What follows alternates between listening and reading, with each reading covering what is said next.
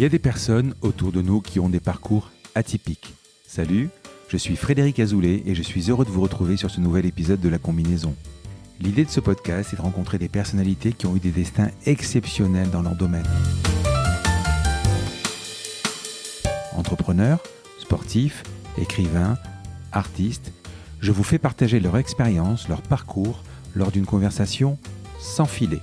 Découvrons ensemble la combinaison des événements qui ont fait leur succès. Pour être averti dès qu'un nouvel épisode est en ligne, il suffit juste de cliquer sur s'abonner dans votre application de podcast préférée.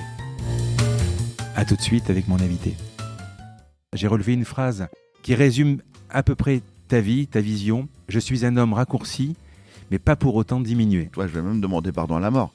Je veux dire, j'ai lutté contre toi le jour de l'accident, mais tu peux pas me laisser là aujourd'hui. Quelle va être ma vie sans bras et sans jambes? J'ai vécu pendant 26 ans avec des bras et des jambes. Est-ce que je peux imaginer avoir une vie sans bras et sans jambes? Bon, moi là, j'ai décidé de vivre, j'ai décidé de me battre. Dans ma vie, je vais fonctionner par objectif à atteindre. J'ai d'abord une idée, ensuite je prends les infos, j'ai peur, mais c'est trop tard. L'aventure est lancée. J'offre l'énergie. Moi, un mec a pris 3 décharges de 20 000 volts, je suis devenu distributeur d'énergie. D'énergie positive, d'énergie d'optimiste et de dire que vraiment c'est jouable. Et c'est ce que j'aime dans la vie, c'est de montrer à tout le monde que vraiment tout est possible, que l'impossible c'est juste toi, quoi. C'est personne d'autre. Bonjour Philippe. Bonjour. Oh, pardon. Voilà. Bonjour Philippe. Je suis très content d'être avec toi aujourd'hui. À la suite d'un accident terrible, tu perds tes 4 membres et grâce à une volonté hors du commun, tu décides de traverser la Manche à la nage. C'est cet exploit qui t'a fait connaître du grand public. Tu vas nous raconter ton histoire. Tu as écrit 4 livres, dont 2 que j'ai lus, Pas de bras, pas de chocolat et Plus fort la vie. Je t'avoue que je me suis régalé. Le premier est plein d'humour et celui très vite. Et le second, c'est un défi, celui de relier 5 continents à la nage. C'est un véritable récit d'aventure, parfois palpitant, un réel plaisir. Dans celui-ci d'ailleurs, j'ai relevé une phrase qui résume à peu près ta vie, ta vision. Je suis un homme raccourci, mais pas pour autant diminué. Mais avant de dérouler tout ça, Philippe, est-ce que je peux te demander de te présenter? Waouh, comme ça directement, bonjour à tous. Ouais. Effectivement, je m'appelle Philippe Croison, aujourd'hui j'ai 51 ans, j'ai eu un accident à l'âge de 26 ans avec une ligne électrique, j'ai voulu récupérer une antenne de télévision. Ma petite famille allait s'agrandir, j'avais déjà un garçon, Jérémy, âgé de 7 ans, un petit bébé allait arriver et la maison était trop petite. Et j'ai voulu récupérer cette antenne et j'ai pris une échelle en aluminium que j'ai plaquée contre le pignon de la maison.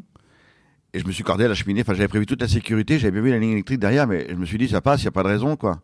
Et j'ai déboulonné l'antenne et je tenais très très fort avec les mains. Et à un moment donné, pour avoir plus de force, j'ai posé mes 2 tibias sur le barreau de l'échelle aluminium, ce qui va créer un contact avec la terre. Et là, 20 000 volts vont traverser mon corps. Le courant est rentré par les mains et est ressorti par les tibias. Et là, le courant est rentré, là où il est sorti, ça a brûlé, enfin c'était plus que brûlé, c'était carbonisé. Et donc pour me sauver la vie, il a fallu m'amputer les 4 membres et c'est là que démarre une nouvelle vie quoi. Alors, avant de détailler un peu ça, donc tu faisais quoi comme job? Avant, tout jeune déjà, j'avais eu un CAP de charcutier traiteur, parce qu'à l'époque, on m'avait dit, tiens, tu feras ça. Je dis, oui, mais c'est pas mon rêve, j'ai pas envie de faire ce métier-là, moi. On m'a dit, oui, mais là, il y a une place, donc tu feras ça. Donc voilà, à l'époque, c'était un peu comme ça. De quel coin tu étais? De la Vienne, enfin, Saint-Rémy-sur-Creuse, un petit village d'irréductible gaulois, bien perdu au fin fond du département. Et donc, j'ai fait ça pendant 2 ans. Et après, faut savoir que j'étais papa très jeune. J'étais papa à 18 ans. D'un petit Jérémy? D'un petit Jérémy, exactement. Et donc, il fallait que je me mette en action le plus rapidement possible. Il fallait que je fasse d'abord mon service militaire.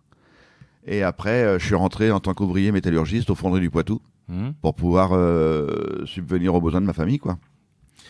Donc, ce fameux jour, ça bascule, 5 mars 1994, tu montes sur une échelle, ça fait contact, ça fait un arc, ça fait quoi? Ça fait un arc. Dès que je pose mes tibias sur le barreau de l'échelle, ça fait un contact avec la terre et ça crée un arc et l'antenne touche la ligne électrique. Et là, je vous dis, 20 000 volts qui traversent mon corps. Et à la régie, ils ont fait une grosse bêtise, ils ont cru que c'était une branche.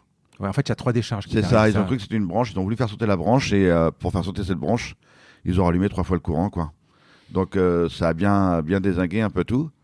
Donc j'ai eu la chance. La première Ouais, la première me tue, ouais, carrément, parce que je vois ma vie défiler à une vitesse folle et en même temps le film est court. Hein. Vraiment 26 ans, donc. Vraiment ce qu'on dit, ta vie défile. Ah ouais, vraiment, allez, je vois tous les. C'est un film qui va très très vite et je vois les meilleures images qui sortent de ce film et qui passent devant mes yeux, quoi. Et hop, ça repart dans le flux à une vitesse incroyable. Et là, ça dure une fraction de seconde parce que derrière, il rallume le courant aussitôt, quoi. C'est un automatisme. Et donc là, je reviens à moi et à partir de ce moment-là... Là c'est comme un électrochoc, il te réanime. Exactement. Et là, je ne perdrai plus jamais connaissance. Donc je vais rester éveillé jusqu'à temps qu'on m'endorme à l'hôpital de Tours. Avec, j'imagine, des douleurs insoutenables, quoi. Ouais, non, mais là, on dépasse. Le cerveau est assez extraordinaire, c'est que on dépasse tellement la douleur, le degré de douleur est au-delà de ce qu'on peut imaginer, que le cerveau, il l'arrête, quoi. Il dit stop, ça suffit, je peux plus encaisser ça, moi. Donc à un moment donné, on atteint un seuil où on a plus mal. Bizarrement. Et après, bien sûr, quand les pompiers arrivent et qu'ils commencent à me descendre, là, effectivement, la douleur se réveille, se met tout en branle parce que les chairs. Tu es conscient, là, tu vois ouais, là, je comprends qu'il y a un problème, Je comprends surtout que je suis en train de mourir, ouais. Et je suis en train de dire au revoir à ceux qui sont en bas. Je dis au revoir à mon épouse. Ouais. Je dis, je suis désolé, je suis en train de partir, quoi. Muriel, ouais. Ouais, je dis, je t'aime, mais voilà, je suis en train de mourir, quoi. Et je le sens que je suis en train de mourir. Je sens que ça se vide et je vois le sang qui sort de ma bouche et tout ça. Enfin, c'est juste, c'est apocalyptique, quoi. Et ben après, bien sûr, pendant 2 mois, personne ne sait si je vais être vivant, si je vais rester en vie ou si je vais mourir, quoi. Et après, donc, ils viennent te chercher, quoi, en hélico, c'est ça? Oui, alors ça, c'est pareil. D'abord, il y a le monsieur qui monte à l'échelle avec des bottes et des gants en caoutchouc. Un voisin, ouais. Avec un extincteur et il m'éteint à 2 reprises, quoi, ce monsieur, quoi. Et je crois qu'en plus, d'après ce que j'ai lu, il arrête ton fils qui veut venir. Ah ouais, c'est il l'arrête au vol, ça, ouais, parce que lui, si le gamin il touche l'échelle, il est électrocuté, c'est fini pour lui, quoi. Ouais, bien sûr. Donc il le chope au vol, ouais, avant qu'il puisse toucher l'échelle. Et ce monsieur-là me sauve la vie, littéralement, quoi. Parce que sinon, je suis en flamme là-haut, quoi. Et donc les pompiers arrivent, la nuit est tombée, on m'emmène direction le terrain de foot du village. Et là, personne ne me parle réellement, je suis dans l'ambulance du SAMU. Et j'entends tout, on n'arrive pas à le piquer, essayez à gauche, essayez à droite. Et moi je leur crie dessus, je dis foutez-moi la paix, laissez-moi tranquille, j'ai trop mal, endormez-moi, je veux juste dormir, endormez-moi. Et là dans le haut-parleur de l'ambulance, j'entends le pilote d'hélicoptère qui arrive et qui demande au médecin urgentiste, il dit écoutez, j'arrive sur le village de Saint-Rémy-sur-Creuse, allumez la lumière du terrain de foot. Et le médecin urgentiste lui répond, il dit écoute, on va avoir du mal à allumer, il a tout fait sauter le gars, c'est un peu compliqué. Ouais. Et parce que pour atterrir, il a besoin de lumière. Et ouais, c'est interdit. Enfin, dans la nuit, il peut pas se poser avec un hélicoptère. Bien sûr. C'est strictement interdit. Et là, le pilote lui répond, il dit écoutez, moi, j'ai pas le droit de me poser dans la nuit, je fais demi-tour. Je rentre à la base. Et toi, le médecin urgentiste lui dit bah écoute, si tu t'en vas, il est mort, quoi. Et moi, j'entends tout. Putain. Et là, le pilote, il dit bah écoutez, mettez les ambulances en rond, faites-moi le maximum de lumière, je me pose. Et il l'a fait malgré l'interdiction. Et on me met dans l'hélicoptère. Le médecin urgentiste monte avec moi, l'appareil décolle. Ça fait déjà environ 1 heure que l'accident a commencé. Et là, dans mes oreilles, j'entends une petite voix toute douce, toute calme. C'était le pilote, quoi, qui me parlait, quoi. Le mec me racontait sa life. Il me racontait sa vie. Il m'expliquait que depuis tout petit, il rêvait d'être pilote d'hélicoptère. Donc le mec, il me raconte son parcours de vie pour devenir pilote. Il rentre dans la gendarmerie pour devenir pilote et tout. Et bizarrement, je m'accroche à cette voix qui me parle dans la nuit. Et là, je me sens bien. Je me sens vraiment flotté. En même temps, je suis dans l'hélicoptère. Et là, mon cœur s'arrête. Je fais un arrêt cardiaque tellement je me sens bien. Et là, le médecin urgentiste me redonne du courant. Je pense que j'étais en manque à ce moment-là. Il m'en refait une dose, j'en sais rien, mais il me fait des électrochocs. Et là, je reviens à la vie. Et là, le pilote, qui était tout calme, tout doux, commence à s'exciter. Et là, il me dit j'ai pris tous les risques pour toi. Tu restes avec moi, tu m'entends? Tu restes avec moi. J'ai pris tous les risques pour toi. Il arrive à Tours, il prend son hélicoptère, il descend de l'appareil, puis il fait un petit signe de la main, quoi. Et moi, pour lui dire merci, comme celui qui est monté à l'échelle, je lui ai fait un clin d'œil pour lui dire merci, quoi.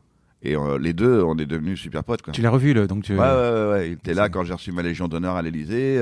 Le gars qui est monté à l'échelle aussi. Enfin, tous ceux qui m'ont aidé, ils étaient tous là, quoi. Tous. Ouais. Tu arrives à l'hôpital, donc qu'est-ce qui se passe? Il se passe que, là, l'anesthésiste arrive avec la petite seringue magique. Et enfin, il m'endort. Enfin, c'est le soulagement. Et pourtant, là, ça va être que le début de l'enfer, mais pas pour moi, là, du coup, là. Moi, je vais dormir. Ça va être pour mes parents, ma famille, mes amis, enfin... Mon épouse, mon frère, c'est à eux que va revenir la décision. En plus, ta femme était enceinte de... de Grégory, le petit bébé à l'arrivée, ouais. Donc, là, elle était très, très enceinte, ouais. Donc, c'est à eux que revient la décision. Un jour, on va leur dire, on est désolé, on peut pas sauver le bras droit. Quelques jours plus tard, on leur dira le bras gauche, malheureusement, on aura tout tenté. Quelques semaines plus tard, on leur dira la jambe droite, elle est pas viable. Imaginez pour un père, une mère, un frère ou une épouse de prendre cette décision atroce. Moi, j'ai une petite phase de réveil la première nuit qui dure quelques secondes. C'est ma mère qui me l'a raconté cette anecdote, parce que moi, j'en ai pas le souvenir. Mais d'après eux, est-ce qu'à ce moment-là, parce que j'adore l'humour, mais est-ce qu'à ce moment-là, c'était un restant d'humour qui était ancré au plus profond de moi-même, où j'avais déjà compris ce qui m'était arrivé, et je voulais déjà leur faire du bien, les rassurer. Maman me pose la question, elle me dit « Ça va, mon garçon ?» Et juste avant que je parte dans le coma pour 2 mois, j'ai eu le temps de répondre, je dis « Là, je crois que je suis cuit-cuit. » Et je me suis endormi pour 2 mois, quoi. Et quand je me réveille au bout de 2 mois, effectivement, je me rends compte qu'il manque 2 bras, une jambe. Je vais crier, je vais hurler, je vais pleurer, mais il restait la jambe gauche. Alors je dis, ils vont la sauver, celle-là, c'est sûr. Je m'accroche à elle comme une sorte de bouée de secours. C'est mon dernier espoir, quoi. Et c'est peut-être mon côté très optimiste, d'ailleurs. Hein. Et quelques jours plus tard, une délégation de médecins rentre dans ma chambre, ils défont les bandages et je vois mon tibia et on m'explique que la moelle osseuse est brûlée et qu'on ne pourra pas la sauver, quoi. Et là, je vais m'effondrer une bonne fois pour toutes. Je vais même demander pardon à la mort. Je vais dire, j'ai lutté contre toi le jour de l'accident, mais tu peux pas me laisser là aujourd'hui. Quelle va être ma vie sans bras et sans jambes? J'ai vécu pendant 26 ans avec des bras et des jambes. Est-ce que je peux imaginer avoir une vie sans bras et sans jambes? Alors je me laisse partir, ce qui est un réflexe totalement humain et normal. Et là, tout le monde vient tenter sa chance pour essayer de me ramener à la vie, quoi. Tout le monde avec sa petite phrase pour essayer de me reconstruire. Mon père a tenté sa chance, ma mère, mon frère, mon épouse. Parce qu'ils te disent tous ça va aller. Mais ouais, reviens mon fils, reviens. Reviens. Personne ne se rend compte en fait. Mais non, même ma grand-mère.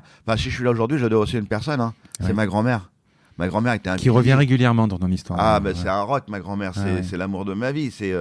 Ma grand-mère, elle m'a élevé aussi quand j'étais petit. Tu vois, ma grand-mère, elle a connu la guerre, elle a connu la difficulté. Donc, elle m'a toujours gardé les pieds sur terre, ma grand-mère, tu vois.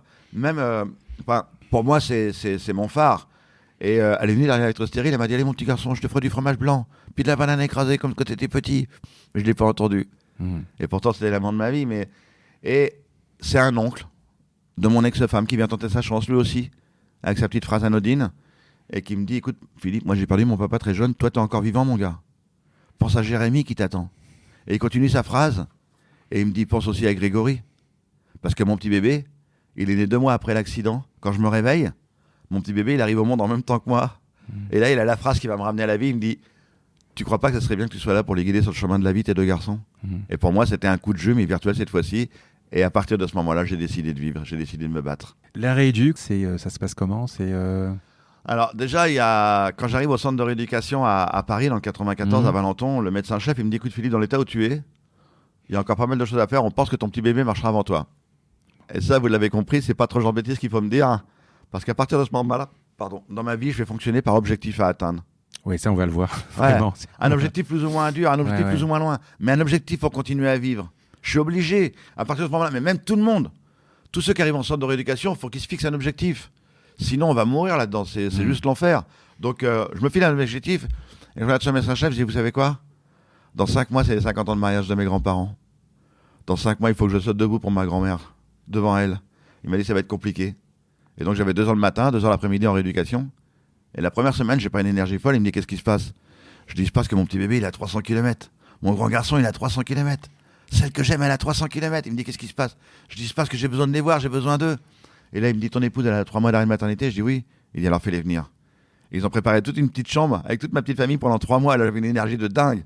Je faisais 2 heures le matin, 2 heures l'après-midi de rééducation. Après, je fonçais dans ma chambre. Je demandais à Muriel de me tenir le haut des cuisses. Et je faisais abdos dorsaux, abdos dorsaux, abdos dorsaux. Fallait que je me muscle le plus vite possible, quoi. Et puis après, les prothésistes m'avaient fabriqué des grosses prothèses monoblocs. Alors, pour que les auditeurs comprennent, des prothèses monoblocs, c'est des prothèses qui remontent jusqu'aux fesses. Ouais. Elles sont en plâtre, elles pèsent 1 tonne avec un tube en ferraille, un pied en bois. C'est pas fait pour marcher. On vous les met pour que la jambe commence à s'habituer à la prothèse. Et surtout, on vous allonge sur une table, on vous sangle, on vous attache. Et on vous remonte de quelques degrés chaque jour, tout doucement, pour retrouver une verticalité. D'accord. Et un jour, j'étais dans cette pièce, j'ai vu qu'il n'y avait pas de médecin et pas de kiné. J'ai dit, oh, ça va pas assez vite leur truc là. Et j'ai appuyé sur le bouton pour aller plus vite. La table s'est mise toute droite et je suis tombé dans les pommes. Et je me suis fait engueuler par tout le monde. Et 4 mois après mon arrivée, j'avais fini ma verticalisation. Ouais. Là, les kinés m'ont mis debout. J'allais faire mon premier pas. Mon petit bébé était encore dans son landau, bien sûr. Et j'ai fait ce premier pas et ils m'ont vite démonté les prothèses pour que j'aille vite chaler un bon coup. Parce que c'était un moment d'émotion intense. Et 1 mois après, c'était les 50 ans de mariage de mes grands-parents. Je suis retourné à Saint-Rémy-sur-Creuse, dans le village où j'ai eu mon accident.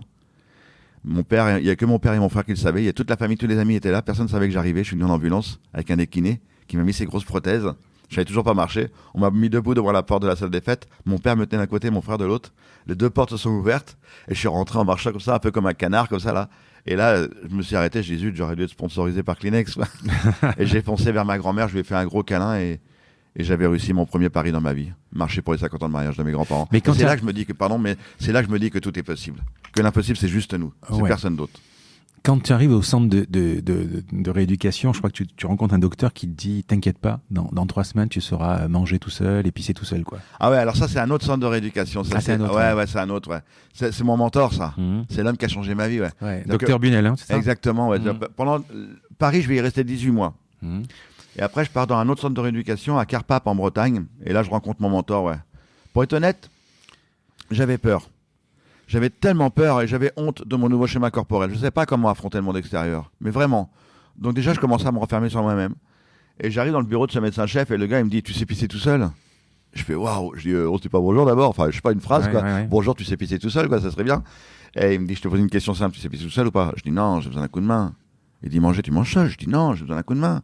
Mais tu fais quoi? T'as fait quoi à Paris? Bah des protèges, je marche quoi. Il était là pour 3 semaines pour ton permis de conduire. Dans 3 semaines, tu auras ton permis de conduire. Dans 3 semaines, tu sauras manger seul. Dans 3 semaines, tu sauras pisser seul. Dans 3 semaines, tu sauras faire ça, ça, ça, ça. Il m'avait fait une liste incroyable. J'ai plus appris en 3 semaines qu'en 18 mois à Paris. Et surtout, dans son bureau, il y avait une porte où il y avait marqué interdit. Il m'a regardé, il m'a dit, va l'ouvrir. Et moi, qui étais encore tout timide, je lui ai dit, mais pourquoi voulez-vous cette porte? C'est quoi l'intérêt? C'est quoi le but? Et là, il a continué sa phrase. Il dit, parce que pour toi, mon garçon, aujourd'hui, rien n'est interdit, mon gars. Ose, tente ta chance, ouvre les portes. Et surtout, mon gars, surtout, attends pas que les gens viennent vers toi. Va les chercher. Demande-leur un coup de main, mon gars. T'es propriétaire de ta vie. Un coup de main, c'est pas un moment de déshonneur. C'est un moment de partage. Alors profite. Fonce. Et depuis ce temps-là, je l'ai pratiquement écouté, ouais. C'est incroyable parce que c'est ton credo, quoi, presque. Ah ouais, aujourd'hui, c'est mon credo. Il me l'a offert. Il m'en a fait cadeau. Après, tu sais, tout ce que je viens d'expliquer un petit peu, le plus dur, c'est pas l'accident. À part peut-être quand j'ai reçu ma facture EDF, mais bon, ça c'est un autre détail. Mais le plus dur, c'est pas l'accident. Tu t'es fait rembourser quand même, non? Ils m'ont même pas offert l'électricité à vie, c'est dégueulasse. Ouais. Mais le plus dur, c'est pas l'accident, c'est pas le centre de rééducation, même si le centre de rééducation, c'est des litres et des litres de larmes et des litres de sueur. Pour moi, le centre de rééducation, c'est de la franche camaraderie, c'est du retour à la vie, quoi. Le plus dur, le plus violent dans tout ce que j'ai vécu, c'est le retour à la maison. Le premier jour, la première semaine, même les premiers mois, la famille, les amis sont là.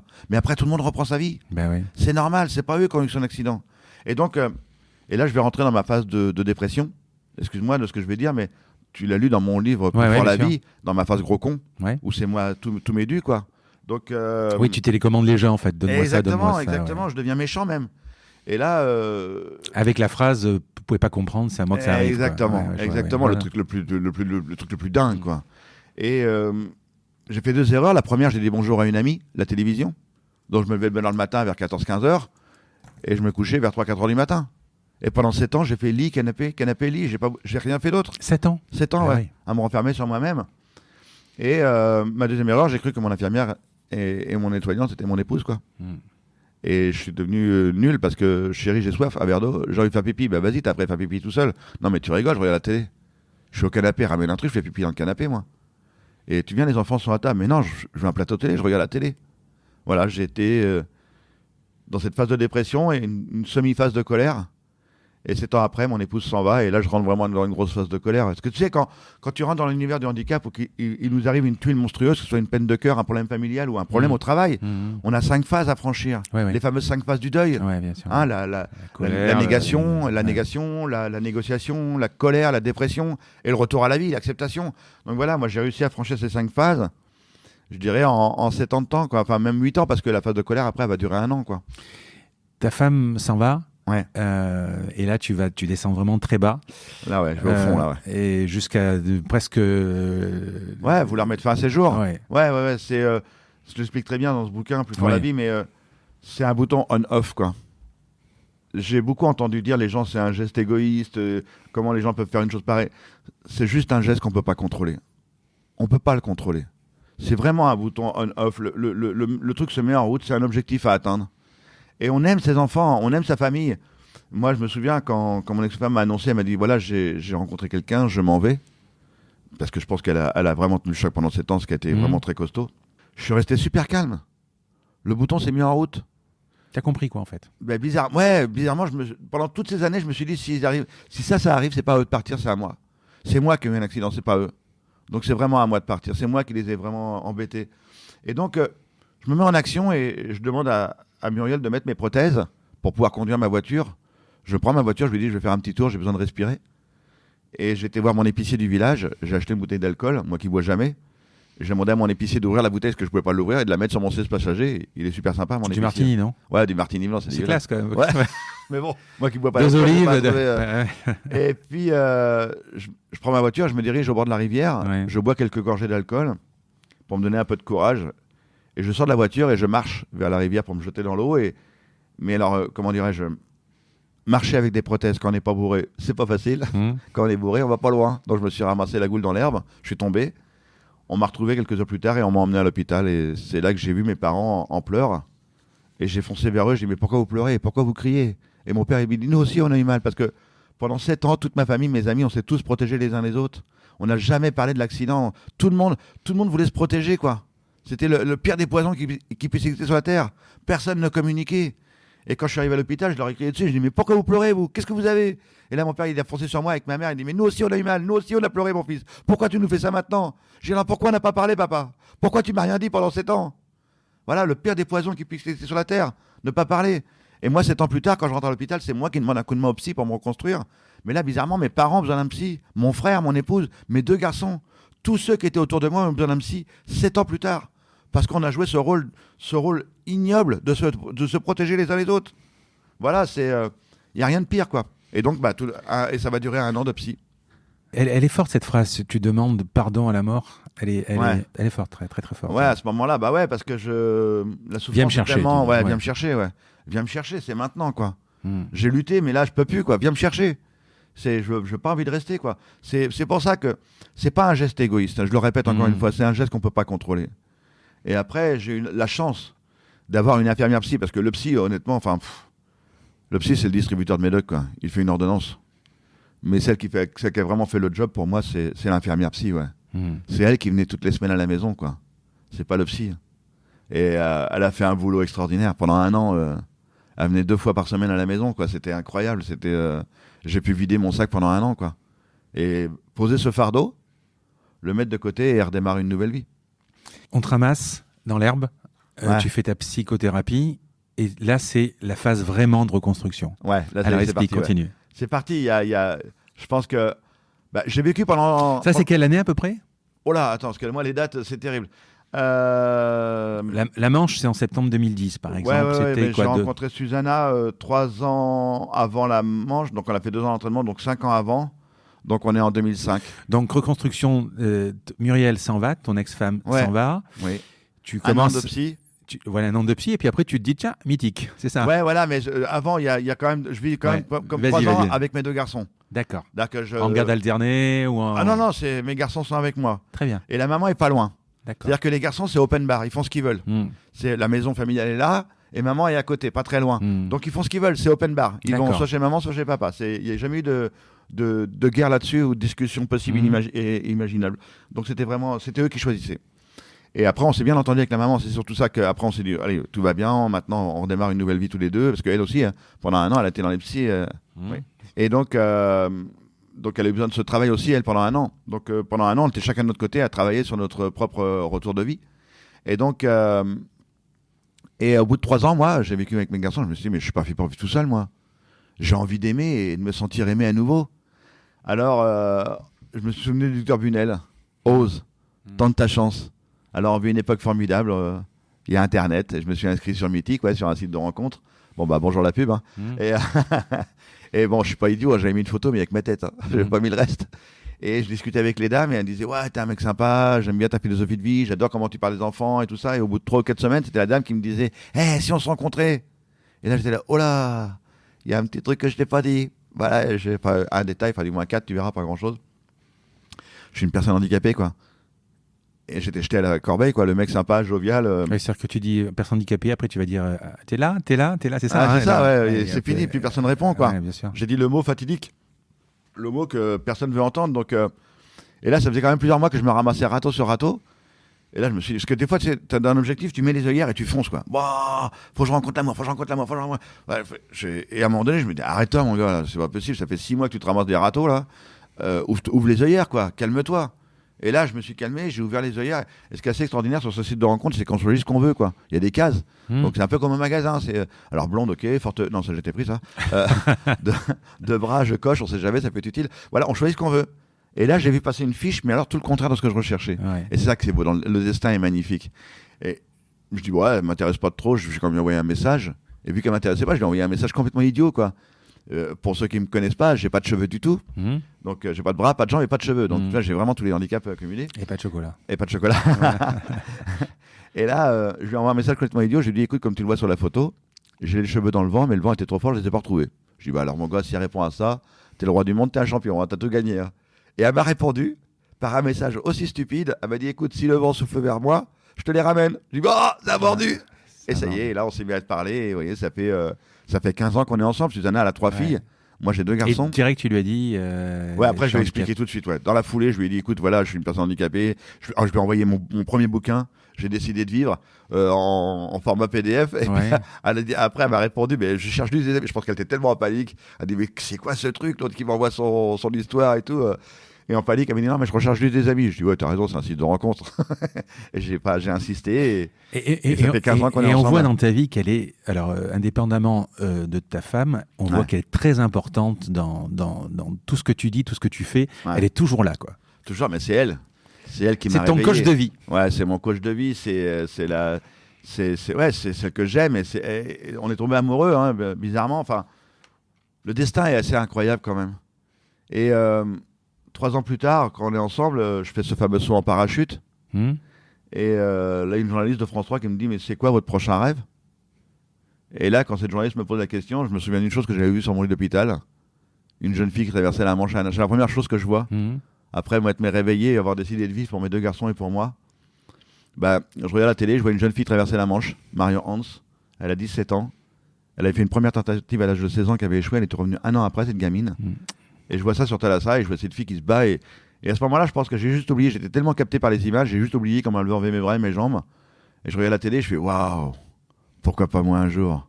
Pourquoi moi je traverserais pas la Manche à la nage? Et j'explique ça à ma famille et mes amis pendant 10 ans, mais c'est pas un truc qui me harcelait, j'en parlais comme ça sporadiquement. Je me souviens une fois, je l'avais dit à mon père, on était à Noirmoutier en Vendée. Je regardais l'île Villiers, j'étais dans mon fauteuil électrique, j'ai dit à mon père, papa, un jour je traverserai la Manche. Et mon père, il m'a pas répondu cette journée-là. Mais j'ai vu dans ses yeux essayer de dormir, il a pas que les bras et les jambes qui ont cramé, lui. Et lui, il a un court-circuit, qu'est-ce qu'il est en train de me dire? Allez, viens, mon fils. Alors, quand cette journaliste de France 3, 10 ans plus tard, me dit, c'est quoi votre prochain rêve, c'est quoi votre prochain objectif? Bah, je lui lance comme une sorte de bouteille à la mer. Je dis, bah, peut-être qu'un jour, je traverserai la Manche à la nage. Et ça, elle l'enregistre un petit peu dans sa tête. Et 4 mois après, elle m'invite sur le plateau télé du 19-20. Et moi, j'avais jamais fait télé de ma vie. Elle m'invite à réagir au discours du président de la République. Mais pour comprendre ce qui va se passer maintenant, mon mode de fonctionnement aujourd'hui, c'est j'ai d'abord une idée. Oui. Ensuite, je prends les infos. J'ai peur, mais c'est trop tard. L'aventure est lancée. Alors que beaucoup trop de gens, malheureusement, dans notre société, ont des rêves, des envies, des objectifs. Mais la deuxième chose qu'ils vont faire tout de suite, ils vont se poser les mauvaises questions. Ils vont se faire peur en deuxième position. Qu'est-ce que je risque? Où est-ce que je vais? Le qu'en dira-t-on? Qu'est-ce qui va se passer? Ils se font peur. Ils s'enlèvent 80% de chances d'y aller juste en se faisant peur dès le début, sans avoir les informations. Et moi, mon mode de fonctionnement, c'est vraiment idée, info, j'ai peur, mais c'est trop tard. Il y a les 3 phases. Et donc, je vais à ce plateau télé, je réagis au discours du président de la République. Et à la fin de l'interview, la journaliste qui était sur le terrain d'aviation avait passé une information à sa collègue sur le plateau télé, mais apparemment pas une bonne information, puisqu'en plein direct, elle lui dit, elle me dit, alors comme ça, Philippe Croison, vous allez traverser la Manche à la nage? Je fais, hein? Et là, il y a mon cerveau qui a envie d'exploser dans ma tête. Et il y a un vieux tiroir qui s'est ouvert, plein de toiles d'araignée, plein de poussière. Ce vieux rêve qui était enfoui dans le fond de mon cerveau. Il y a un mot qui est sorti de là-dedans sans que je le contrôle. Et en plein direct à la télévision, j'ai fait oui. Et l'aventure était lancée. Fallait y aller. Comment tu montes le truc? Parce que Arnaud, il faisait partie du. Alors Arnaud, il a participé à l'entraînement, mais d'abord. Arnaud Chasserie, ouais. Donc c'est 9 heures par jour d'entraînement, c'est ça? Ouais, au plus fort, c'est 9 heures, ouais. Vraiment, là, c'est vraiment plus fort. C'est dans un bassin de 25 mètres à Châtellerault. La piscine a fait 25 mètres de long. Et faut que je tourne en rond là-dedans pendant 9 heures. Alors les premiers jours, bien sûr, je nage qu'une demi-heure par jour. Parce que faut savoir que quand j'ai commencé, j'avais 40 ans. J'étais gras comme un lardon. Enfin, j'étais un sportif canapé. J'étais pendant quelques années dans ce canapé à regarder les matchs de foot avec une boisson gazeuse et des paquets de chips, quoi. Donc le vrai sportif canapé. Et donc, il faut transformer ce personnage qui n'a pas de bras, pas de jambes, gras comme un lardon, un cœur qui est gros comme une patate, qui est bourré de graisse. Et surtout, mon cœur avait été brûlé pendant l'accident. Le ventricule gauche était brûlé. Il y a 2 grosses cicatrices sur le cœur. Et d'ailleurs, mon cardiologue ne voulait absolument pas que je me lance là-dedans, quoi. Je dis, bah, c'est pas grave. Je dis, t'es pas avec moi, mais moi, je continue. Et là, il m'a arrêté. Il m'a dit, non, attends, on va commencer à préparer ton cœur. Tu vas pas dans l'eau tout de suite. Parce que 9 heures par jour, la traversée dure combien de temps? Alors, pas 9 heures par jour. Hein. C'était vraiment 9 heures de temps en temps. C'est-à-dire que une fois par semaine, j'avais 9 heures. Mais sinon, c'était 3 heures, 4 heures, 5 heures. Ça dépendait. Et la traversée a duré combien de temps? Pour la Manche, j'ai mis 13h26 minutes. Ah oui, donc c'était le... Oui, c'est d'accord. Ouais, 13h26 minutes la Manche, ouais. Et donc... Mais le premier jour où je me suis mis à l'eau, j'ai pas eu me noyer parce que j'avais monté une équipe extraordinaire, une équipe de winners. Et je leur ai dit, voilà, c'est vous les professionnels, c'est à vous de me transformer, quoi. Et il y en a plein qui ont dit non, hein. Parce que franchement, toutes les aventures que j'ai menées, à chaque fois, je dirais 99% des gens disent, c'est pas possible. C'est pas possible. Dans leur conscient, ce n'est pas possible. Ouais. Et moi, c'était mon rêve. Donc je monte une équipe, je monte 1% qui vont montrer aux 99% de pessimistes que c'est jouable. On peut y arriver. Il faut se défoncer. Enfin, l'humain a toujours montré que tout était possible. Quand on veut aller sur la Lune, on va sur la Lune. Quand on veut grimper l'Everest, on grimpe l'Everest. Et quand tu as un mec qui n'a pas de bras, pas de jambes, qui veut traverser la Manche, eh ben il le fait, mais il monte une équipe pour ça. On te met donc tu fais fabriquer des prothèses spéciales ou Ouais, bah d'abord pour un prothèse Parce spécial. que là, est-ce que juste une petite question que tu dois bien connaître. Quand moi je vais avancer mon bras pour nager, est-ce que toi avec ton bras qui est plus court que le mien forcément avec la prothèse, c'est plus dur? C'est plus de... Non, c'est pas ça. C'est surtout, il fallait trouver vraiment les bonnes prothèses de jambes avec des palmes au bout. Voilà, c'était vraiment ça le plus dur. Après, le mouvement des bras, ça, je le faisais pour avoir une synchro avec les jambes. Je faisais pas ça pour avoir une propulsion, pas du tout. C'était simplement que si je tire le bras droit, la jambe gauche est tendue. D'accord. Et vice-versa. D'accord. Donc, je faisais vraiment un mouvement de crawl pour avoir ce mouvement de jambe derrière. Mais par rapport, quand tu as traversé les cinq continents, là, les 5 détroits, est-ce que par exemple, par rapport à Arnaud, qui était ton collègue dans cette épreuve, est-ce que tu nages moins vite que lui, beaucoup moins vite? Alors lui, c'est un pro. Donc, lui, c'est un pro de la nage. Par exemple, si on nage toi et moi, tu vas nager aussi vite que moi si je suis pas un pro? Ouais, voilà, d'accord. Là, effectivement, si toi, t'es pas un bon nageur, je vais nager aussi vite que toi. Mais Arnaud... À part que moi, je vais pas tenir 13 heures. Donc... Mais Arnaud, c'était un nageur... Déjà un nageur longue distance. Voilà, donc lui, il a appris à mal nager. D'accord. Bizarrement. Moi, je nageais avec ma façon à moi, avec mon handicap. Mais Arnaud, il a appris à mal nager. C'est-à-dire que normalement, un nageur va tendre le bras, il va bien caler son bras sur la tête et après faire son crawl. Lui, il écartait les bras. Il embarquait le maximum d'eau pour freiner, quoi. Donc, ce qui était très difficile pour lui. Il fallait qu'il freine au maximum pour être... Lui, sa vitesse de nage, elle est à 4 km/h. Moi, ma vitesse de nage, elle est entre 2,5 et 3, quoi. D'accord. Donc, fallait vraiment qu'il ralentisse. Continuons donc, ça y est, tu vas te lancer, donc qu'est-ce qui se passe? Alors continue. Quand je vais me lancer dans la piscine? Non, continue, la Manche. Alors, déjà le premier jour, je ne sais pas nager, donc j'en fais la surprise, et le prothésiste m'a fabriqué des prothèses monstrueuses. Il ne savait pas fabriquer des prothèses de nage, donc on a fait les toutes premières prothèses, elles faisaient 3 kilos par jambe, avec de la mousse expansée, 2 pommes Décathlon au bout, de grosses cochonneries, quoi. Et là, je coule. Je n'avais pas dit à mon équipe que je ne savais pas nager, donc je leur ai fait la surprise le jour J. Donc je coule. Mais tu ne savais pas nager même avant? Mais j'avais jamais appris à nager, je flottais, voilà. Ouais. Donc, et là, Susanna me met dans l'eau et toute l'équipe me voit couler, quoi. Et donc, il me ramène à la surface. C'est mal barré. J'avais 6 kilos au bout des jambes. Et là, mon entraîneur, elle me dit, mets-toi sur le dos. Quand il me remonte à la surface, il me dit, mets-toi sur le dos. Non, c'est moi qui me suis mis sur le dos. Elle dit, tu fais quoi, là? Je dis, je nage. Elle dit, mets-toi sur le ventre et nage. Un petit peu énervé. Et j'ai mis une éternité pour faire 25 mètres. Mon cœur voulait sortir de ma poitrine. C'était du grand n'importe quoi. Et là, elle m'a dit, mais tu veux vraiment traverser la Manche, toi? Et là, elle a une phrase forte, mon entraîneur. Elle m'a dit, écoute, tu l'as dit à la télé, c'est formidable. Tu as monté une équipe, c'est extraordinaire. Mais je me dois de te laisser encore une chance, mon garçon. Rentre chez toi. Personne ne t'en voudra. Tout le monde comprendra, Philippe. Rentre chez toi. Je dis, non, je rentrerai pas chez moi, Valérie. Si je rentre chez moi, ça veut dire que je vais retourner dans mon canapé. Et je retournerai jamais dans mon canapé. Fais-moi traverser la Manche, s'il te plaît. Je vais changer mon destin. Fais-moi traverser. Et là, elle m'a dit, on verra. Et j'ai commencé les premiers entraînements. Je nageais 3 heures par jour. Une demi-heure par jour, pardon. Et au bout d'un mois et demi, j'arrivais à atteindre 1 heure de nage par jour. Et au bout d'un mois et demi, tout casse. Petit fessier, grand fessier, psoas, les épaules, tout en tendinite, tout a pété de partout. Le kiné m'arrête, 1 mois et demi d'arrêt. J'ai la chance de trouver l'ancien kiné de l'équipe de France de football 98, Bruno Klein, qui était dans ma région. Je le connaissais pas, ce mec-là. Quand je suis rentré dans son bureau, le mec, il croyait que c'était une caméra cachée. Il cherchait les caméras partout. Je lui ai dit, non, c'est vraiment vrai, j'ai besoin de toi, t'es un pro et faut que tu m'aides à me transformer, quoi.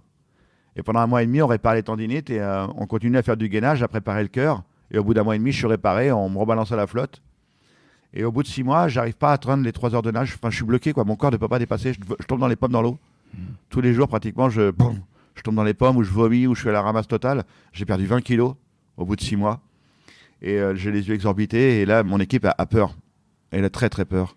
Et ils se réunissent sans moi. Et Valérie, elle trouve le courage dont elle a besoin. Elle vient me voir. Elle me dit, écoute, Philippe, ton rêve était beau. Tu nous as embarqués dans ton aventure, mais on va arrêter. Tu pourras pas traverser la Manche. On va arrêter maintenant pour ta sécurité. On va arrêter. Le cardiologue a peur, le kiné a peur. J'ai peur, Philippe. Il faut qu'on comprenne que tu arrêtes. Et là, j'ai regardé Valérie. Je dis, tu sais quoi, Valérie? Je dis, moi aussi, j'ai peur.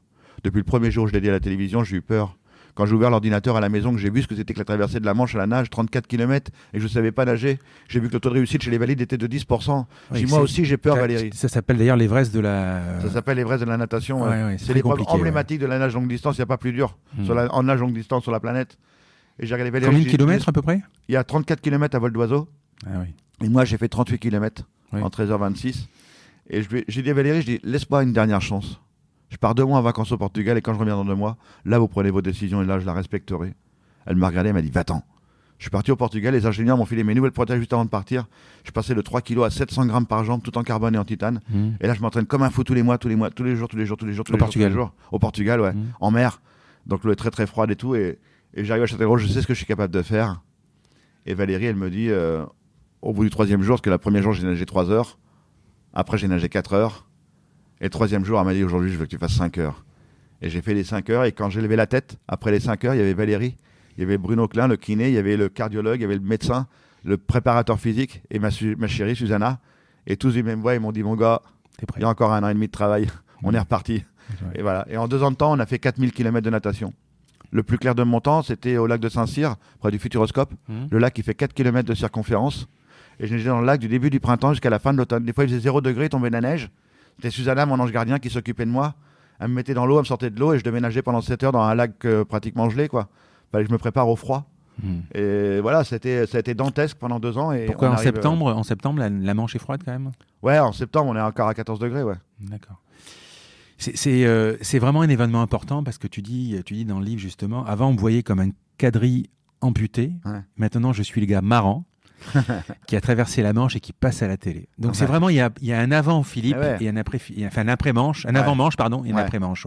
Exactement. Bah, tu sais, quand je craquais sur les entraînements ou même quand Susanna craquait ou l'équipe, mon moteur c'était de leur dire, il faut y aller, quoi. Je vais changer ma vie. Si je traverse la Manche, je vais changer mon destin. Donc faites-moi traverser la Manche. À chaque fois qu'on craquait, c'était vraiment la phrase qui me faisait tenir, quoi. Et effectivement, on est le 18 septembre 2010, il est 3h du matin, je suis en Angleterre, à Folkestone. Mon grand garçon, Jérémy, me réveille, je suis pas content, je le regarde avec un air méchant, je dis, tu fais quoi, Jérémy, là? Il me dit, pardon, papa, mais je voulais être là pour le départ, mon papa. Et je dis, mais pourquoi t'es là? Je dis, je voulais pas de surprise, parce que je suis quelqu'un d'hypersensible, donc une larme, et je traverserai pas la Manche à la nage, une larme et toute mon énergie va partir. Donc j'avale ma salive, et pour apprendre à gérer mon émotivité, j'ai fait 4 mois de sophrologie pour gérer cette émotivité-là. Et donc, il m'étire, et juste avant de partir en Angleterre, je dis, en France, je dis, il est où ton petit frère? Et c'est la question malheureuse que j'aurais jamais dû lui poser. Il dit, papa! Et je pense qu'il attendait que ça. Grégory, il est en France, il y a toute la famille, ils ont fait des convois de voitures, ils sont de l'autre côté, ils t'attendent, papa! Et je dis, ça va, tais-toi! Et je direction à bord du bateau pour aller vers la plage de Sampire Hall, la plage de départ.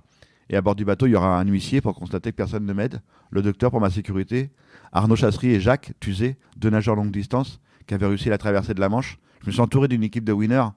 Il y avait mon entraîneur, les 2 pêcheurs anglais et bien sûr ma Susanna chérie.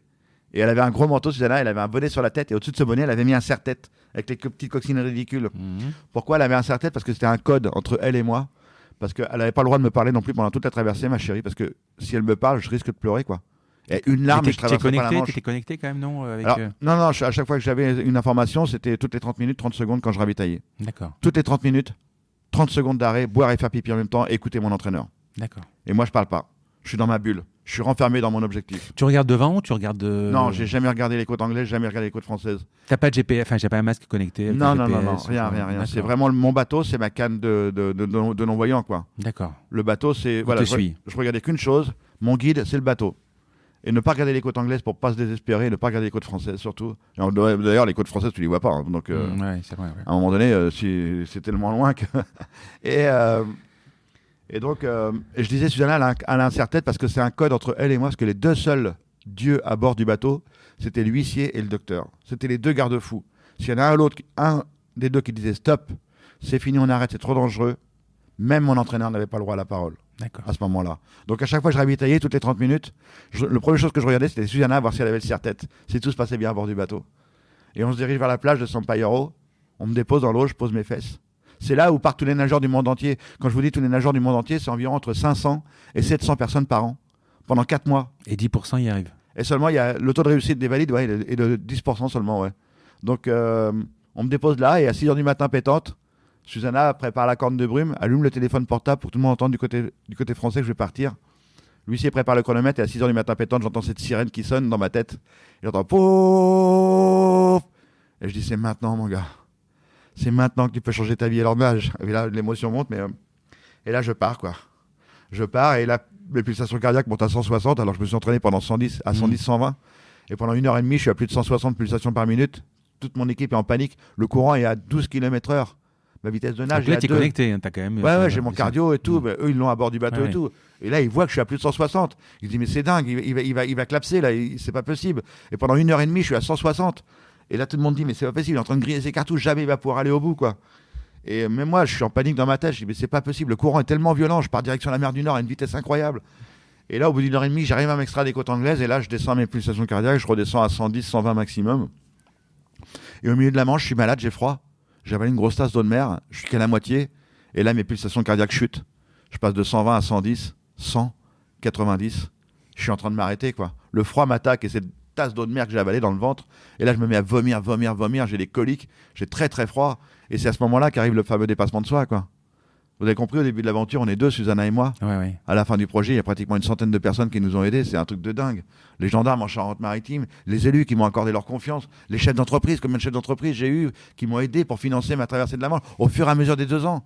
C'est pas dur, au début, on est 2. À la fin, il y a une centaine de personnes qui nous ont aidés. C'est incroyable, quoi. Moi, ce que je retiens de la traversée de la Manche, même si le final est magnifique, le plus beau de la traversée de la Manche, c'est les 2 ans. Ouais. C'est les 2 ans de travail, c'est les 2 ans de l'équipe, c'est tout ce qu'on a mené, tout ce qu'on a, les frontières qu'on a dépassées, c'est incroyable. Tu as montré à tout le monde que tu pouvais le faire. Exactement. Et là, quand je suis au milieu de la Manche, je dis mais je peux pas me décevoir moi, je peux pas décevoir mon équipe, je peux pas décevoir tous ces gens qui m'ont accordé leur confiance. Et là, mon équipe m'engueule, allez Philippe, reprends. Et là, mon énergie remonte à 1000% grâce à mon mental. C'est ce qu'on dit, hein. La Manche, c'est 25% physique et le reste, c'est la tronche, quoi. Le reste, c'est la tronche. Et j'arrive sur les côtes françaises, ça fait 13 heures que je nage. Il fait nuit, la tempête arrive, c'est une nuit noire sans lune, et la tempête se pointe le bout de son nez. On savait quand même une fenêtre météo très très courte, et là j'arrive à mon dernier ravitaillement en pleine nuit noire. Le bateau bouge dans tous les sens, il y a des creux de 1 mètre, 1 mètre 50, c'est du grand n'importe quoi. Et là j'arrive à mon dernier ravitaillement, et Susanna, elle a plus le serre-tête. Elle a plus les 2 petits coccinelles qui se battent en deux, et là je comprends qu'il se passe un drame à bord du bateau. Je venais de nager 38 km.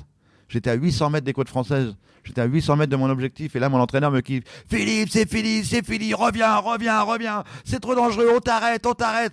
Je dis jamais tu m'arrêteras. Tu m'entends? Je hurle dans la mer. Jamais tu m'arrêteras. Venez me chercher. Je gueule comme un malade. Et là, elle comprend que ça part carrément en sucette. Elle me dit alors nage le plus vite possible. Et surtout, elle me dit le mot que je voulais pas entendre. Pour ceux qui connaissent le nord de la France, entre le Cap Blanc-Nez et le Cap Griné, j'ai 20 km de plage. J'ai une fenêtre d'arrivée de 20 km de long. Et le courant, la marée, elle s'est emmenée en plein sur la falaise, en plein sur le Cap Griné, en plein dans les roches, en pleine tempête et en pleine nuit. Et là, Valérie me dit t'arrives sur le Cap Griné, c'est trop dangereux, Philippe. Lui, si le docteur veut pas, moi non plus, je veux pas. Reviens. Je dis jamais vous m'arrêterez, venez me chercher. Et là, elle comprend que c'est carrément n'importe quoi. Elle me dit alors nage vite, le plus vite possible. Jacques se jette à l'eau, Arnaud se jette à l'eau, un à ma droite, un à ma gauche, les 2 nageurs longue distance. L'huissier qui pète un plomb monte sur une petite embarcation à 2 balles avec un des 2 pêcheurs. Et il te balise le. Ah là là, mais on fonce vers le Cap Griné, mais à une vitesse incroyable. Mes pulsations cardiaques remontent à 160. Les vagues me balancent à droite, à gauche. Je suis un pantin désarticulé. Et Jacques et Arnaud sont à chacun de mes côtés. Et Jacques Tuzet, c'est Jean Reno dans le Grand Bleu. Tu vois, cet homme-là, c'est un monstre. Un mouvement de bras dans la mer, ce mec-là, il vous raconte sa vie. Il est là. Allez, Philippe, plus vite, gauche. Fonce, plus vite. Pouf. Il replonge dans la mer, moi je suis là, non, je vais échouer. J'essaie de lever la tête, j'essaie de voir le Cap Griné, il fait trop noir, je vois rien. Je replonge dans la mer. Et 26 minutes après, j'entends Jacques qui crie Philippe, je suis sur un rocher. J'arrête de nager, je me retourne, la vague se retire, je suis assis sur une roche. Et là, je pousse un grand cri, je fais Waouh. Lui, s'il entend le cri, il a mis sa grosse lampe torche, je fais Waouh, je suis rendu. Et là, je vous promets, j'avais rien pris d'hallucinogène. J'ai vu l'huissier qui a décollé vers le ciel. Sauf qu'il décollait pas vers le ciel, l'huissier, c'était une grosse vague monstrueuse qui soulevait sa petite embarcation à 2 balles, qui fonçait droit sur moi pour m'éclater contre la falaise, chose que la vague n'a pas manqué de faire, bien sûr. J'étais propulsé dans les roches, et Jacques et Arnaud, in extremis, ils m'ont attrapé par le bout des palmes, ils ont tiré un grand coup. Vite, faut se barrer de là, c'est trop dangereux. Et là, ce que je vais vous dire là maintenant, c'est certainement le coup d'estin, parce que j'étais tellement fatigué que j'avais pas compris que j'avais fini la traversée de la Manche, quoi. Et le jour où j'ai quitté les côtes anglaises, on est 12 nageurs à avoir quitté les côtes anglaises, on est 4 à avoir réussi sur les 12. Et moi, je suis arrivé à 21h26 à droite du Cap Griné.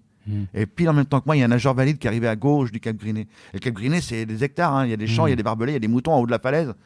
Et ben, toute ma famille, mes amis, ils ont tous couru à gauche du Cap Griné, vers le Valide. Ils étaient tous venus pour voir mon arrivée, ils ont tous couru vers l'autre. Tous sauf 2. Tes enfants. Mes 2 enfants, ouais. Jérémy, il s'est fâché, il dit, moi, papa, il est à droite. Et mon père, leur grand-père, les a fâchés, il dit, non, les enfants, vous venez avec nous, c'est dangereux. Jérémy s'est fâché, il dit, non, moi, je prends mon petit frère, je vais à droite. Et il y a un ami, Jackie Desroches, qui est parti avec eux, une élue du département. Ils sont partis à 4 à l'envers de tout le monde. Ils ont sauté par-dessus les barbelés de moutons et tout ça. Ils ont couru à travers les champs. Ils sont arrivés en haut de la falaise 5 minutes avant que je m'éclate. Et moi, j'étais un vrai sapin de Noël dans la nuit. On m'a mis des clignotants partout, sur la tête, sur les fesses, sur les palmes. Je clignotais comme un sapin de Noël pour pas me perdre dans la tempête. Et quand Jacques m'ont tiré un grand coup, je les voyais pas. La falaise était trop haute.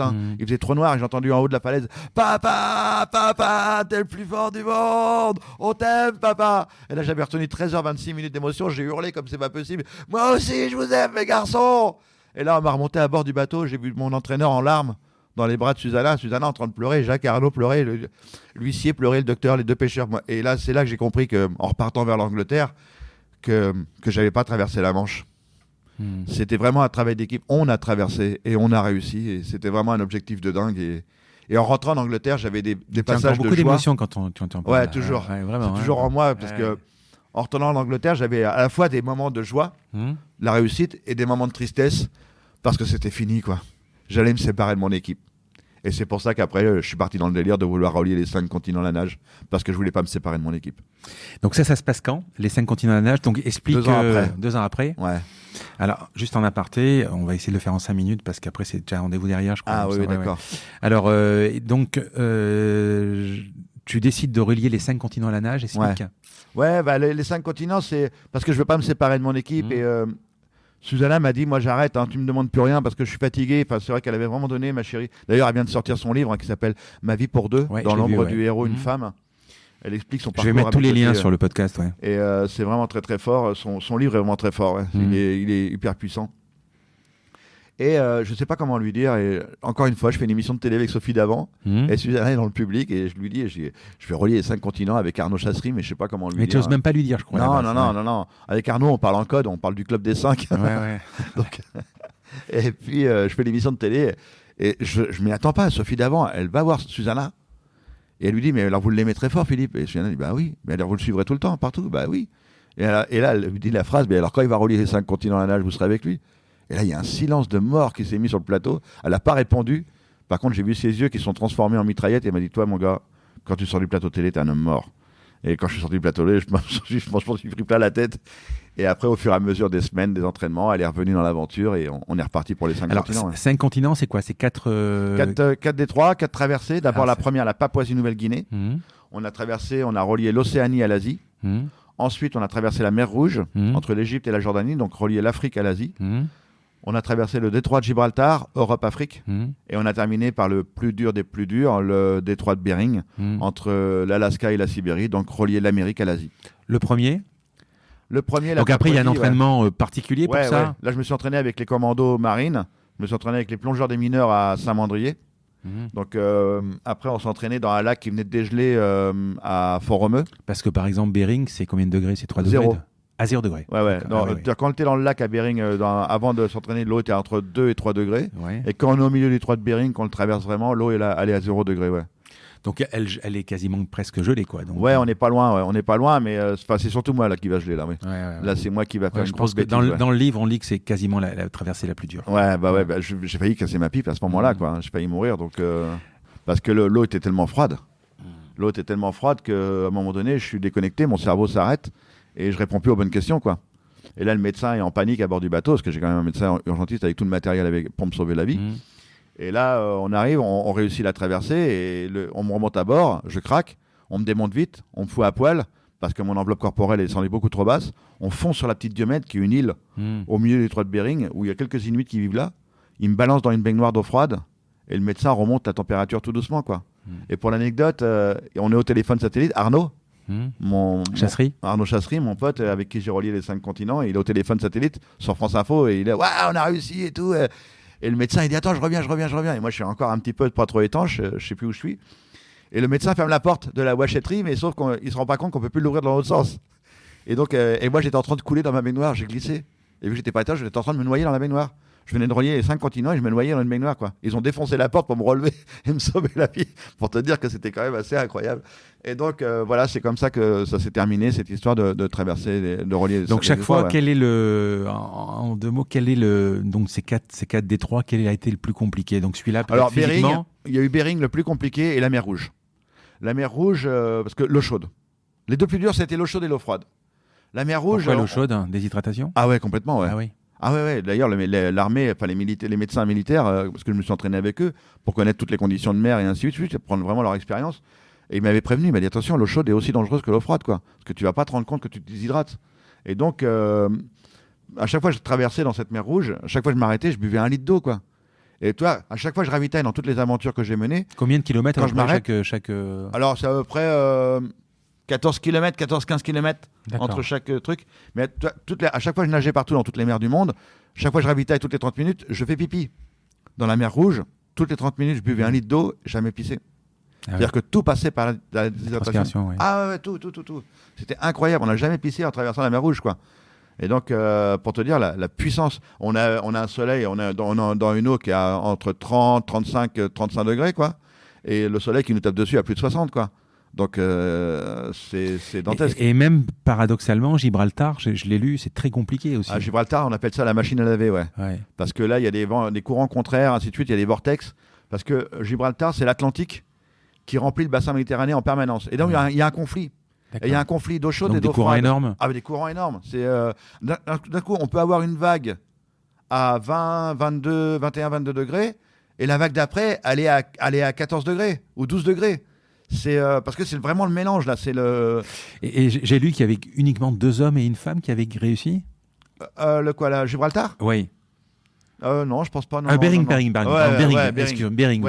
C'est incroyable, quand même. Hein. Ouais, parce que Bering, c'est n'importe quoi. Et tu le sais ça à l'avance, et tu te dis, pas grave, je vais y aller, quoi. Grave, ouais, il faut relier les 5 continents. Ouais. Il y avait le symbole était fort. Il y avait quand même plusieurs possibilités. Là, du coup, Amérique-Asie, ouais, là, on n'avait pas le choix, ouais. Mais sinon, par exemple, il y a d'autres possibilités. On aurait pu éviter la mer Rouge en passant par, je me souviens plus, vers le Yémen, là. Il y a un bras de mer. Mais bon, il y avait un peu de terroristes là. Ouais.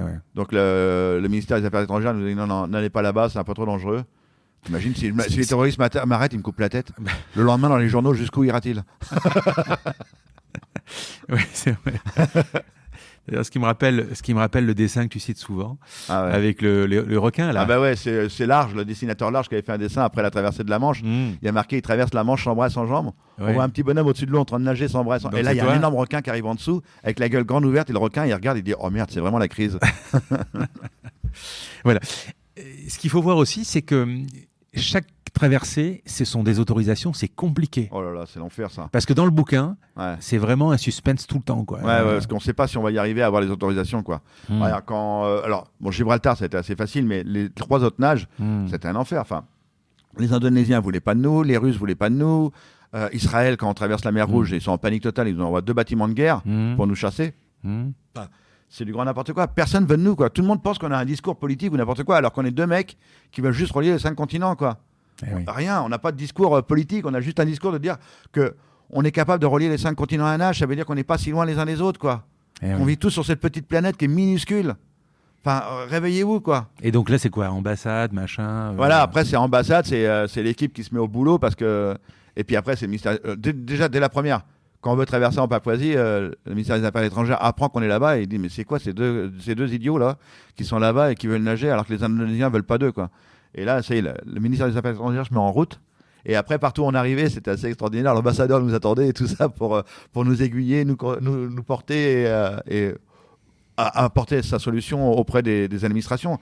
Le plus dur, ça a été surtout, je crois qu'on arrive en plein printemps arabe en Égypte. Et là, on change d'endroit de départ, quoi. On veut partir à côté de la frontière israélienne. C'était quelle année, ça 2012. 2012, ouais. 2012, on est en plein printemps arabe et là, c'est du grand n'importe quoi. On ne sait pas si on va traverser, quoi. On a peur. Donc voilà, et on a quand même réussi à avoir les autorisations à chaque fois. Au dernier moment, in extremis, un jour avant de reprendre l'avion, quoi. Donc à chaque fois, on est en panique et tout. Et c'est vrai que dans le bouquin, il y a un suspense de dingue parce qu'on ne sait pas si on va le faire, quoi. Ouais. Ça se trouve, on va repartir. Il y a ça, il y a à chaque fois, quand tu vas prendre la mer, ça se calme. Ah ouais, ça c'est Arnaud qui m'appelle Moïse. Ouais. Parce que pendant les 5 continents, c'est vrai qu'il y a des vents forts. Quand on est à Gibraltar, par exemple, il y a tempête et on se dit mais jamais on va pouvoir traverser, quoi. Et un jour, on dit faut y aller, quoi. Il y a une sorte de petite accalmie et on pose. Chaque fois qu'on me pose les fesses dans l'eau, la mer devient plate. Il y a pétole, quoi. Il y a pétole. Et dès qu'on arrive de l'autre côté, on remonte sur les bateaux, paf, les vagues reviennent, c'est tempête, quoi. C'est un truc de dingue. Et c'est pour ça que Arnaud, pendant un temps, même quand on traverse la mer Rouge, il dit c'est Moïse, cet homme-là. Il dit à chaque fois qu'on le fout dans l'eau, la mer, elle devient plate. 2012, la traversée. Et qu'est-ce qui se passe jusqu'en 2017, le Dakar?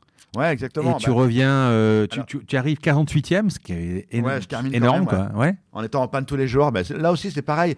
C'est 3 ans après. Bon, après, j'ai quand même, je vis après du fruit de mon travail. Comme je l'ai dit, on va changer notre parcours. Donc là, je deviens conférencier. Donc je fais à peu près une centaine de conférences aujourd'hui à l'année. Ouais, c'est quoi, tout est possible, c'est ouais, ça, tout est possible, ouais, vraiment. J'offre l'énergie. Moi, un mec a pris 3 décharges de 20 000 volts, je suis devenu distributeur d'énergie. D'énergie positive, d'énergie d'optimiste, et de dire que vraiment c'est jouable, quoi, que l'impossible c'est juste vous, quoi. Et donc pendant ces 3 ans, je fais mes conférences, et au bout de 3 ans, j'ai envie de repartir, et surtout Susanna a envie de repartir à l'aventure, et elle me dit, t'aimerais pas amener une aventure? Je dis, si, j'aimerais bien faire le Dakar. J'aimerais bien être pilote, c'est un de mes vieux rêves, mais ça c'est quand j'avais des bras et des jambes. Et je dis, allez, on y va. Donc je me renseigne et je dis allez c'est parti, on va faire le Dakar. Et là je trouve des ingénieurs, je monte une nouvelle équipe de dingue encore une nouvelle fois, et on construit une voiture sans toucher le volant ni les pédales, et je conduis un buggy de 340 chevaux avec un joystick comme un jeu vidéo, sauf que j'ai pas le droit d'écraser les gens.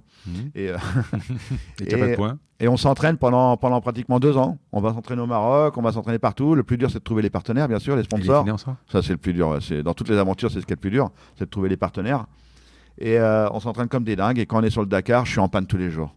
Tous les jours, je suis tiré à la corde par un camion, par une bagnole. Je rentre à 1h, 4h du matin.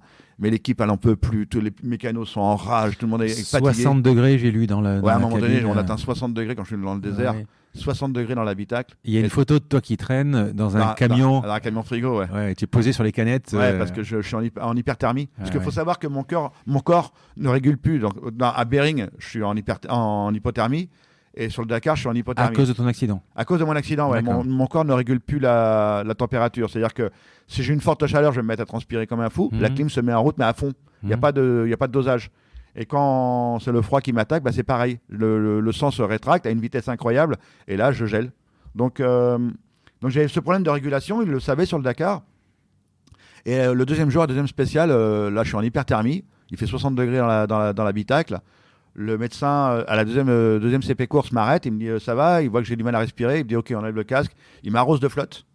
La combinaison est trempée. Il m'arrose. Et il me balance dans un camion frigo pendant 45 minutes parce qu'il y a des bouteilles d'eau fraîche pour les motards. Et là, il me balance pendant 45 minutes dans le camion frigo pour redescendre l'enveloppe corporelle. Et après, une fois que je suis rafraîchi, pof, je reprends la bagnole et je repars dans l'étape, quoi. Et il y a une journée où on est monté à 5000 mètres d'altitude avec la voiture dans la cordillère des Andes. Et là, on est passé de 60 degrés à -5 dans la même journée. C'était un truc dantesque, quoi. Mais le Dakar, c'était dur, c'était violent, mais ce que j'ai aimé, c'était le travail d'équipe, ouais. L'équipe en pouvait plus, moi j'en pouvais plus, et on a quand même été au bout, et on a terminé 48e, quoi. Ouais, c'est bien, ouais. Alors que, encore une fois, je dirais 99% des gens n'auraient pas mis une bille sur moi, quoi. Et pourtant, on a montré à tous ces pessimistes que tout était jouable, quoi. Et c'est ce que j'aime dans la vie, c'est de montrer à tout le monde que vraiment tout est possible, que l'impossible c'est juste toi, quoi. C'est personne d'autre. Et surtout, n'ayez pas peur de demander un coup de main. Prochain défi? Prochain défi, là je monte sur scène, j'écris un one-man show, enfin un seul en scène. J'écris un seul en scène avec Jérémy Ferrari. C'est le jeune humoriste qui a un talent extraordinaire. Ça sort quand? Automne 2020. On va commencer le rodage. Et tout, quoi, ouais, là on est en plein dans l'écriture en ce moment. Ouais. Donc automne 2020, je monte sur les planches et je lance mon seul en scène. Donc je touche du bois ou de la peau de singe, je sais pas ce qu'on dit. J'ai lu Ouais, alors Jérémy aime pas cette vanne, mais c'est vrai que je dis que il me dit arrête avec cette vanne, on va pas vendre de tickets. Je dis que c'est pas vraiment un one man show, ça sera le premier one man show. One man show, ouais. Donc, ça m'a fait rire. En parlant de man show, c'est vrai qu'il y a un dessinateur, tout à l'heure on parlait de dessin. Ouais. Il y a un dessinateur qui a fait un dessin. Quand j'ai traversé le détroit de Bering, il y a un petit bonhomme qui est pareil, qui n'a pas de bras, pas de jambes, qui arrive sur la banquise. Et là, il y a un manchot qui est au bord de la banquise. Et il me regarde et le manchot, il fait respect. Et l'espace aussi, non? Ouais, ça c'est une boutade, j'adore à chaque fois la balancer parce que je me dis peut-être qu'un jour Richard Branson ou Elon Musk l'entendra. Et t'arrives pas à les toucher C'est dur, hein, j'essaye plein ouais. de fois, mais j'aimerais bien être le premier Andy dans l'espace, tu vois, le truc. Waouh. Bon, on verra. Hein. Mais toucher la Lune. Hein. Donc tout est possible. Peut-être qu'un jour. Ton job aujourd'hui, c'est conférencier. En fait, il y a eu un avant et un après la Manche. Série télé, émission de télé, Légion d'honneur. Ouais. On voit Croizon partout, quoi. Ouais, bah en même temps, c'est normal parce que j'ai réussi ce que beaucoup de personnes ne réussissent pas. J'ai réussi à me couper en 4. Donc, donc je pense que je peux peut-être être partout. Ouais. Ça, c'est le destin, c'est la vie. On m'a proposé une chronique sur France 5. Pendant 6 ans, j'ai fait une chronique sur le handicap et c'est une chronique optimiste, quoi. Ouais, vraiment, le positivisme et montrer que tout ce qui fonctionne là dans ce domaine-là, qu'il y a des villes qui ont réussi comme Nantes, Grenoble, comment ces villes sont accessibles, comment c'est possible et comment il y a des villes qui disent aujourd'hui non, moi je peux pas. Mais non, c'est pas vrai puisqu'il y en a qui le font. Ça veut dire que c'est une mauvaise volonté de ta part. Ça veut dire que le maire de cette ville ou alors le chef d'entreprise qui n'embauche pas des personnes en situation de handicap n'a pas mis le coup de poing sur la table en disant je veux une politique emploi handicap dans mon entreprise. Je veux une politique handicap dans ma ville. C'est lui le décisionnaire. Donc voilà, ma chronique, c'était vraiment très optimiste. Après, effectivement, il y a le programme Cours Vestiaire où je suis invité de temps en temps sur France 2. Cette série qui est extraordinaire. Merci France Télévisions, quoi. Vous vous rendez compte, il y a quelques années, je crois que c'est la 8e saison. Il y a 8 ans, mettre des personnes handicapées à la télé et faire une série comme ça et on voit tous les types de handicap. C'est incroyable, quoi. France Télévisions fait un travail extraordinaire. Les Jeux paralympiques, 100 heures de direct, que ce soit les Jeux d'hiver ou les Jeux d'été, sur les Jeux paralympiques, c'est juste merveilleux. On change notre société, on change le regard grâce à ça, grâce à tous ces efforts. Donc voilà, c'est ce que j'aime beaucoup. Mais je ne sais pas comment te poser la question. Effectivement, tu dis à un moment, je suis mort le 5 mars 1994. Ouais. Mais cet accident, à un moment, tu as optimisé, en fait. C'est-à-dire que dans Optimiste, tu parles d'optimisme, mais dans Optimiste, il y a optimisé. Ouais. Tu as optimisé ta vie, c'est-à-dire que avec ce qui t'est arrivé, tant qu'à faire, tu en as fait quelque chose. Exactement. Parce que sinon, alors, je ne peux pas te poser la question de te dire si on arrivait à te recoudre avec la technique. Je ne sais pas si tu accepterais ou de tout rembobiner, en fait. Non, surtout pas, non. Et de finir métallo. Surtout pas. Non, je dirais qu'à cause de mon handicap, il y a des trucs que je ne peux plus faire encore aujourd'hui. Oui, bien sûr. Mais grâce à lui, j'ai fait des trucs de dingue, quoi. Mais j'ai fait des trucs de dingue. Et surtout parce que j'ai osé, quoi. J'ai osé aller vers l'autre et lui demander un coup de main, s'il te plaît. Moi, toutes les aventures que j'ai menées, c'est parce que j'ai demandé un coup de main. Aujourd'hui, ma vie, c'est de demander un coup de main à quelqu'un. C'est de monter une équipe. Je suis un gros bébé, moi.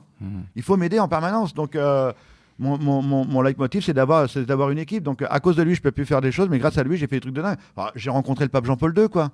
Un jour, j'écris au président Chirac, j'ai dit, monsieur le président, j'aimerais bien venir à l'Élysée, voir comment que ça se passe chez vous. Et le gars, il m'invite le 14 juillet 1998. Je me retrouve avec l'équipe championne du monde de foot, avec mon ballon, et tout le monde signe le ballon, quoi. C'est un truc de dingue. Parce que j'ai osé écrire au président de la République pour venir manger à la garden party, quoi. Donc voilà, ma vie est riche. J'aime ma vie d'aujourd'hui. Vraiment. Aujourd'hui, j'aime ma life, parce que j'en ai fait quelque chose. Ta vie de tous les jours, d'abord, j'ai lu aussi que faut presque être. Tu dis, ma vie est riche, mais je pense qu'il faut être riche aussi pour être handicapé aujourd'hui, malheureusement. Ah, alors oui, bien sûr. Ta voiture, ça coûte 50 000 ou je sais Exactement, plus, l'aménagement de ma voiture, c'est 65 000 €, ouais. Juste l'aménagement. Pour un joystick. Voilà, pour un joystick, ouais. Ma baignoire, elle coûte 15 000 €. Le toilette japonais, ça coûte 5 000 €. Enfin, voilà, c'est des tarifs de fou, quoi. D'accord. C'est des tarifs de dingue. Rien n'est pris en charge, évidemment. Ou pas beaucoup, très peu. Et moi, je le dis, dans mes livres, j'ai eu la chance inouïe d'avoir une famille et des amis. Ils ont créé une association. Donc moi, je suis une personne handicapée qui a eu une chance extraordinaire. Et grâce à mes aventures, aujourd'hui, j'ai la chance de ne plus vivre sous le seuil de pauvreté.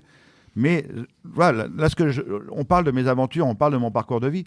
Il ne faut pas oublier mes camarades d'infortune. C'est-à-dire que moi, ok, à un moment donné, je me suis relevé, j'ai demandé un coup de main, j'ai osé et ça a fonctionné.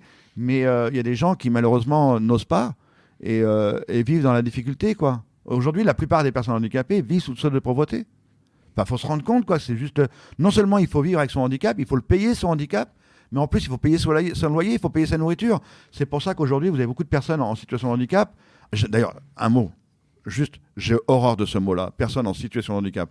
Honnêtement, c'est pas nous qui sommes en situation de handicap, c'est notre société. Si ma société, elle était adaptée, si ma société, elle était vraiment pour tous les citoyens, je serais plus une personne en situation de handicap, je serais un citoyen comme tout le monde. Alors que tu racontes dans ton livre, justement, encore une fois, qu'au fin fond des États-Unis, Ouais. Je sais pas trop où, à À Wells, le village de Wells, ouais. C'est entièrement équipé. Il y a 150 Inuits qui vivent là. C'est le dernier village, après, c'est le cercle polaire. Et là, la maison commune est adaptée aux personnes handicapées. L'école, une école extraordinaire, adaptée pour les enfants handicapés. Même le petit bureau de poste était accessible. Il y avait 0 personne handicapée dans le village, mais tout était accessible. Au bout du monde, je n'étais plus une personne en situation de handicap. J'étais libre. Je pouvais faire ce que je voulais. Ouais. Et quand je reviens effectivement dans mon pays, que j'adore, que j'aime profondément, je me dis, merde, il y a encore du boulot, quoi. Il y a énormément de travail. Et ça, c'est triste, parce que, tu sais, quand j'arrive à Bering, une anecdote, pour terminer peut-être, mais une anecdote, quand j'arrive là-bas, il y a une petite Inuit qui avait à peu près 8 ou 9 ans, elle me dit, tu viens d'où? J'arrive de France. Et la petite a fait un pas en arrière, elle dit, oh, elle dit, tu viens du pays de la démocratie? Tu viens du pays des droits de l'homme? Je dis, mais comment tu sais ça, toi? Bah, elle dit, on l'apprend à l'école ici, au bout du monde. La petite fille, elle était super fière qu'il y ait un Français qui vienne dans son village à Wells, quoi. Et je dis, ouais, le pays des droits de l'homme, ma petite, il a un petit peu de plomb dans l'aile, là, parce que si tu viens dans mon pays, tu vas voir que c'est pas très accessible, là. Il y a un peu de boulot à faire encore. Il y a quelques citoyens qui sont encore en marge de la société, ouais. Est-ce que tu penses qu'aujourd'hui, on peut rire de tout? Donc, tu as ton one-man show qui arrive au niveau du handicap. Ouais. Est-ce que tu remarques quand même, je ne parle pas du handicap, mais les temps ont changé. Ouais, complètement. Michel Leb à l'époque, ses sketchs, ses Patrick Timsit, etc. Ouais. Est-ce qu'aujourd'hui, ça te choque? Regarde, moi, mon équipe fait dans ton livre, Pas de bras, pas de chocolat, tu ris vraiment de tout. De tout. Enfin, de tout. Ouais, mais c'est un livre, là j'ai le droit. C'est un livre, c'est comme un spectacle. Un livre, on a le droit. Un spectacle, on a le droit. Parce qu'un spectacle, les gens achètent leur ticket, ils savent pourquoi ils viennent. On est d'accord. Si je fais une émission de radio avec toi ou une émission de télé et que je vais balancer une vanne, je sais pas, par exemple, sur les blagues, sur les beurs, sur les gays ou sur les femmes, une blague sexiste, mais je suis un homme mort. Ouais. Aujourd'hui, je suis un homme mort. C'est interdit. Tu le regrettes? Mais bien sûr que je le regrette. Le Coluche, tu le regrettes, quoi. Ah, le mais Coluche, complètement. ouais. Aujourd'hui, on a Jérémy Ferrari aujourd'hui qui a cet humour noir. Ouais. Regarde combien d'humoristes qui ont de l'humour noir et qui malheureusement sont freinés à mort. Franchement, on a vécu des périodes très très dures depuis quelques années. Mais regarde, je vais faire un petit parallèle par rapport quand je dis qu'il faut oser, il faut rire de tout. Quand il y a eu les attentats, les humoristes se sont arrêtés pratiquement pendant toute une semaine. La France, il y a une chape de plomb, mais énorme. Tout le monde, la résilience n'arrivait pas. Le peuple était coincé. Pendant une semaine, moi je me souviens, j'ai pratiquement chialé pendant une semaine. Et tous ceux que je rencontrais, tout le monde était triste C'était vraiment la catastrophe totale. Il y avait une chape de plomb sur la France qui était extraordinaire. Et au bout d'une semaine, les humoristes ont redémarré. Ils sont revenus avec leurs vannes, se foutre de la gueule des terroristes, se moquer de ce qui s'était passé, et ainsi de suite. Et là, on a pris une bouffée d'oxygène. Tout le monde s'est mis à respirer. Ça y est, on peut en rire. C'était pas une question de rire, c'était trop tôt ou pas trop tôt. Bien sûr qu'on pensait à ceux qui étaient morts. Bien sûr qu'on pensait à ceux qui étaient blessés, qui étaient rentrés dans l'univers du handicap à cause de ce terrorisme. Mais les humoristes se sont mis en route. Et la France s'est mis à respirer. Le peuple s'est mis à respirer grâce à l'humour. L'humour est un outil de résilience extraordinaire. C'est un outil de résilience hyper puissant. Donc les humoristes se sont mis en route et la France a redémarré. Parce qu'on a dit, oh, ok, c'est dur, mais la vie continue, on peut reprendre. Oui, c'est le roi est mort, vive le roi. Exactement, exactement. Donc aujourd'hui, quand je fais mes vannes sur mes réseaux sociaux, je fais des vannes sur le handicap, je fais des vannes sur mon handicap, je fais de l'autodérision à mort, parce que j'adore ça. J'adore les gens qui se foutent de ma poire sur les réseaux sociaux. Il y a des super vannes. L'autre jour, il y avait un mec dans le journal Sud-Ouest, ils avaient retrouvé un bras, une jambe dans la Garonne. Et il y a un mec qui a tweeté, c'est Philippe Croison qui va être content. Donc ça m'a fait marrer. Moi, je dis, il est bon. Ouais. Lui, il est bon. Voilà, ça, c'est une bonne vanne. Ça me fait rire. Donc voilà, c'est le petit coin où aujourd'hui, moi, j'ai pas le droit de me moquer de qui que ce soit. On va terminer par quelques petites questions perso. Quelle est ta plus grande réussite à part tes enfants? Ah, ma plus grande réussite, je sais pas, non, pour moi, ouais, ça restera à jamais la traversée de la Manche, ouais. C'est ce qui a changé ma vie, ouais. Ouais. C'était finalement, avec le recul, c'était plus difficile que les 5 continents. Oui. Ah bah oui, la Manche, il n'y a rien de plus dur. Les 5 continents, je dis pas que c'était une balade, mais c'était dur. Mais la Manche, c'est ce qu'il y a de plus dur. Donc tu fais beaucoup de conférences, une centaine par an. Comment tu progresses? Tu lis, tu écoutes des podcasts, Non, ma conférence, c'est mes tripes et mon cœur. C'est ma conférence, j'ai jamais écrit. Et quand je monte sur scène, je suis en face le public et c'est un ascenseur émotionnel pendant 1 heure. Mais tu fais quoi, une conférence sur, par exemple, je sais pas moi, des directeurs commerciaux directeurs commerciaux, tous les salariés de l'entreprise. Tu reboosses les équipes. Ouais, exactement, ouais. T'as une journée type ou non, tu fais quoi quand tu travailles pas? Je travaille. Quand je travaille pas, je travaille. Ouais, je te dis tout à l'heure, j'ai végété pendant 7 ans dans un canapé à rien faire, à regarder la télé. Aujourd'hui, je peux pas y retourner, donc j'écris. J'écris énormément, que ce soit le One Man avec Jérémy Ferrari, et dès que j'écris, ou alors j'essaie de trouver un projet. Dernièrement, j'avais un projet avec mes garçons. C'est eux qui ont été pilotes sur le Dakar, pilotes et copilotes, et je les ai emmenés dans l'aventure. Maintenant, ils ont 33 et 26 ans. Ouais, t'es grand-père? Ouais, je suis grand-père aussi, je suis papy 2 fois. Mon grand garçon Jérémy m'a offert cette chance inouïe, et avec mes petites filles, à chaque fois je dis avec papy on fait des, et les petites filles elles répondent des bêtises. Donc voilà, c'est papy bêtises. Le podcast s'appelle La Combinaison, ce sera ma dernière question. Pour devenir Philippe Croizon, il faut du travail, du talent, des opportunités saisies, de la chance, de la résilience, de la persévérance.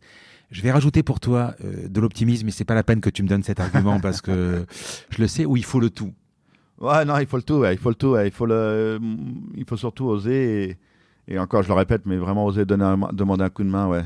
Et ouais, enfin, j'ai eu il y a eu de la chance aussi. Il y a eu les opportunités, il y a eu le fait que j'aille bousculer les gens pour qu'ils viennent m'aider. Ouais, mais tu as bousculé la vie aussi. J'ai bousculé la vie, ouais, exactement. Ouais, je suis pas resté à attendre qu'on vienne vers moi.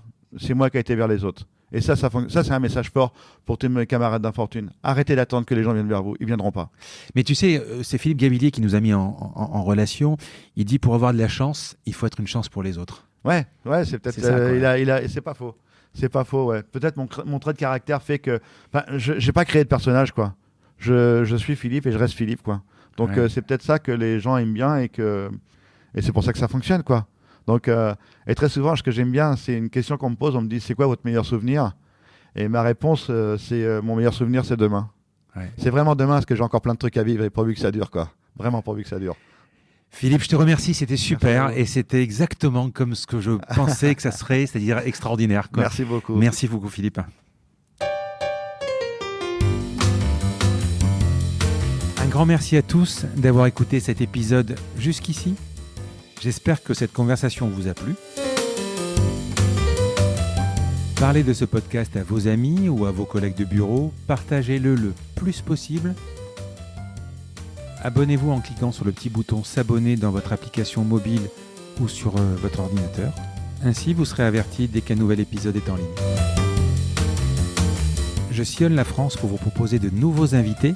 C'est vraiment beaucoup de travail. Ce n'est pas mon métier, vous l'avez peut-être compris. C'est une passion que je pratique en dehors de mon job. Si vous avez apprécié cet épisode, dites-le moi avec des étoiles, 5 de préférence sur Apple Podcast, anciennement iTunes, et d'y ajouter un gentil commentaire, ça me fera plaisir. Ça me permettra également de remonter dans les classements. Et puis si vous n'êtes pas Apple, c'est pas grave, parlez-en autour de vous, partagez sur les réseaux sociaux, c'est prévu sur votre application de podcast préférée. Enfin, vous pouvez vous abonner sur lacombinaison.fr pour être averti dès qu'un nouvel épisode est en ligne. Je suis Frédéric Azoulay, n'hésitez pas à me faire remonter vos remarques, vos questions, mais aussi des invités que vous aimeriez entendre. Je vous dis à bientôt.